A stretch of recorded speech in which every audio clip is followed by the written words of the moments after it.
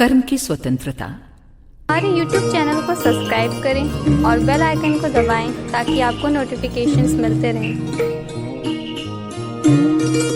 समस्त योनियों में से केवल मनुष्य योनि ही ऐसी योनि है जिसमें मनुष्य कर्म करने के लिए पूर्ण स्वतंत्र है। ईश्वर की ओर से मन, बुद्धि, चित्त, अहंकार आदि इसलिए प्रदान किए गए हैं कि वो प्रत्येक काम को मानवता की कसौटी पर कसे और बुद्धि से तोलकर मन से मनन करके इंद्रियों द्वारा पूरा करे। मनुष्य का यह अधिकार जन्म सिद्ध है। यदि वो अपने इस अधिकार का सदुपयोग नहीं करता तो वो केवल अपना कुछ खोता ही नहीं है, बल्कि ईश्वरीय आज्ञा की अवहेलना करने के कारण पाप का भागी भी बनता है। कर्म करना मनुष्य का अधिकार है, परंतु इसके विपरीत कर्म को छोड़ देने में वो स्वतंत्र नहीं है।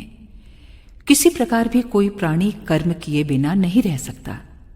ये हो सकता है कि जो कर्म उसे नहीं करना चाहिए उसका वो आचरण करने लगे। ऐसी अवस्था में स्वभाव उसे जबरदस्ती अपनी ओर खींचेगा और उसे लाचार होकर यंत्र की भांति कर्म करना पड़ेगा। गीता में भगवान ने कहा है, यदि तू अज्ञान और मोह में पड़कर कर्म करने के अधिकार को कुचलेगा तो याद रख कि स्वभाव से उत्पन्न कर्म के अधीन होकर तुझे सब कुछ करना पड़ेगा।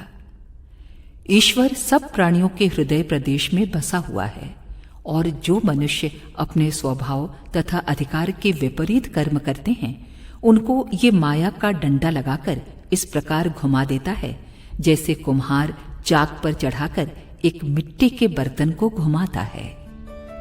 अखंड ज्योति, अक्टूबर 1946, पृष्ठ 17।